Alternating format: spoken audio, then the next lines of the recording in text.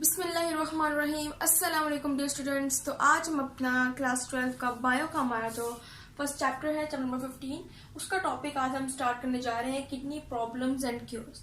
ठीक है, तो जब हम बात करते हैं किडनी की, तो उसके अंदर बहुत सी प्रॉब्लम जो है वो ओरिजिनेट होती है, बनती है, जिनमें से पहली जो है वो हमारी है किडनी स्टोन्स। ठीक है, किडनी स्टोन्स हमारे पास एक तरह की डिसीज है जिसके अंदर हमारी किडनी के अंदर या फिर हमारे यूरिनरी ब्लैडर के अंदर जो है स्टोन्स बन जाते हैं। ठीक है, तो किडनी स्टोन्स हमारे पास जो है एक डिजीज है जिसकी वजह से यूरिनरी सिस्टम जो है उसके अंदर ऑब्स्ट्रक्शन होती है, मीन्स के रुकावट पैदा होती है। ठीक है, ज्यादातर ये स्टोन्स किडनी के अंदर होते हैं, कभी कभार ये यूरेटर में भी आ जाती हैं और फिर मूव करते हुए ये ब्लैडर के अंदर भी चली जाती हैं। ठीक है, जिसकी वजह से यूरिनरी सिस्टम में क्या होती है, ऑब्स्ट्रक्शन पैदा होती है। ठीक है, तो किडनी स्टोन्स कुछ हम कहते हैं कि ज्यादातर ये कॉज होती है by the metabolic disease.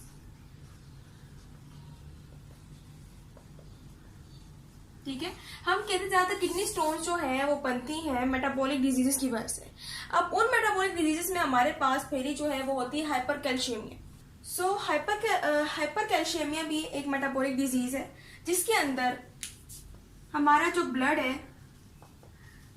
High level blood, उसके अंदर कैल्शियम जो है वो सर्कुलेट करना स्टार्ट कर देता है, सर्कुलेटिंग स्टार्ट कर देता है। ठीक है, यानी कि कैल्शियम की अमाउंट जो है हमारे ब्लड के अंदर ज्यादा हो जाती है और फिर वो हमारे जो सर्कुलेटरी सिस्टम है ब्लड के साथ उसके अंदर मूव करने लग जाता है, जिसकी वजह से फिर रीअब्सॉर्प्शन होती है। इसके अलावा एक्टिव ट्रांसपोर्ट का प्रोसेस होता है, बोमेन कैप्सूल के अंदर सारा का सारा जो मटीरियल जो है ये अब्सॉर्ब होता है। ठीक है ना, ये एज अ फिल्ट्रेट। इसके अलावा प्रोक्सिमल ट्यूब्यूल्स के अंदर भी जब ये रीअब्सॉर्ब होता है तो तब भी हमारे पास एक कैल्शियम जो है उसके अंदर एंटर होती है और फिर ये एज एक्सक्रीटरी प्रोडक्ट का हिस्सा बन जाती है। ठीक है, तो ये जाकर हमारा जो यूरिनरी ब्लैडर है, किडनी है, वहां पर जाकर क्या करता है, या तो ये स्टोन की शक्ल इख्तियार कर जाता है। ठीक है ना, जिसे हम कहते हैं कि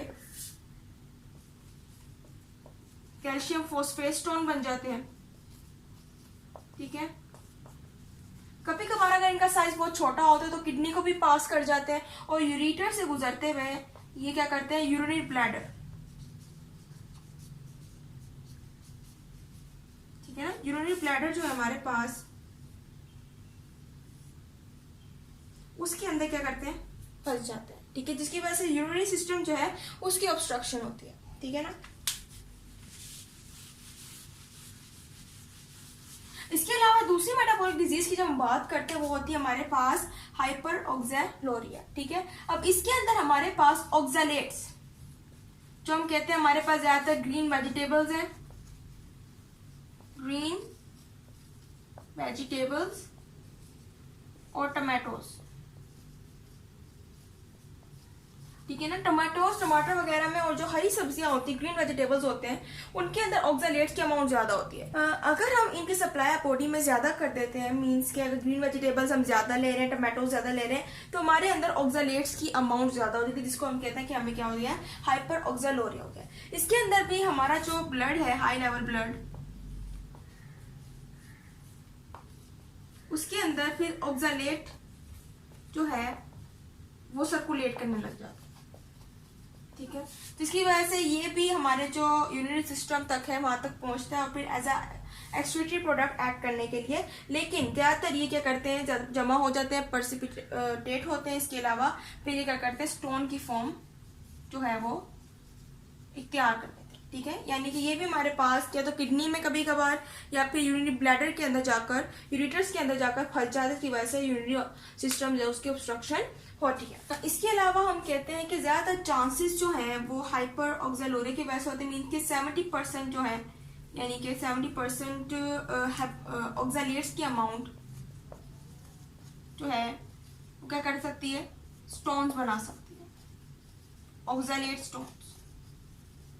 ठीक है, इसके अलावा जब हम हाइपर कैल्शियमिया में जब कैल्शियम की बात करते हैं तो कैल्शियम की अमाउंट जो है वो 15% तक क्या कर सकती है, हमारे पास फॉस्फेट स्टोन्स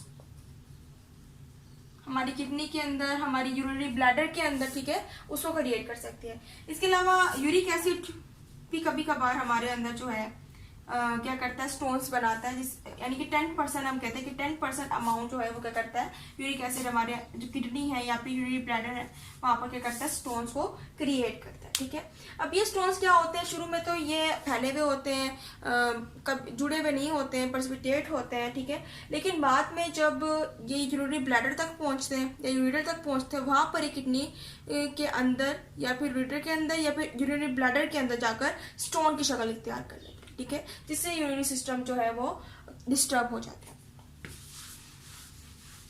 अब जब हम इसके क्योर की बात करते हैं कि हम इसको किस तरह से, इसका जो क्योर है किडनी स्टोन्स का, उसको, ठीक है, किडनी स्टोन्स को क्योर करने के लिए हमारे पास एक टेक्निक है जिसको हम बोलते हैं लिथोट्रिप्सी का। ठीक है, अब लिथोट्रिप्सी हमारे पास एक तरह की टेक्निक है जिसके अंदर हम क्या करते हैं, शॉक वेव हम कहते हैं कि शॉक वेव जो है वो स्टोन्स के ऊपर डालते हैं। ठीक है, यानी कि जिस अगर हमारे किडनी के अंदर या यूरिटर के अंदर या यूरिनरी ब्लैडर के अंदर, अब जहां पर भी स्टोन्स मौजूद है वहां पर शॉक वेव जो है वो डायरेक्ट की जाती हैं। ठीक है ना, मीन्स के वहां पर इनको फेंका जाता है। ठीक है ना, फिर जब फेंका जाता है तो अंदर जो स्टोन्स होते हैं वो क्या करते हैं, टूटना शुरू करते हैं, ब्रेक डाउन, टूट जाते हैं। ठीक है, अब जब ये टूटते हैं तो हमारे पास जो स्टोन्स हैं वो क्या हो जाते हैं, पर्सिपिटेट हो जाते हैं, फैल जाते हैं, और जब ये पर्सिपिटेट हो जाते हैं तो फिर ये बॉडी से एलिमिनेट होते हैं थ्रू यूरिन। ठीक है, तो इस तरह से हमारे पास स्टोन्स जो है उनके ऊपर शॉक वेव्स जो है, शॉक वेव ऑफ लिथोट्रिप्सी जो है वो डाली जाती है जहां पर भी मौजूद होते हैं, फिर उससे क्या होती है, टूटना शुरू हो जाती है। ठीक है ना, और फिर वो पर्सिपिटेट होते हैं और फिर बॉडी से एलिमिनेट हो जाते हैं थ्रू यूरिन। ठीक है ना, तो ये था आज का हमारा लेक्चर। उम्मीद है आपको लेक्चर समझ आएगा। इंशाल्लाह अगले लेक्चर में हम मसीह जो डिजीजेस हैं, उनके क्योर्स हैं, उनको स्टडी करेंगे। तब तक के लिए अल्लाह हाफिज़।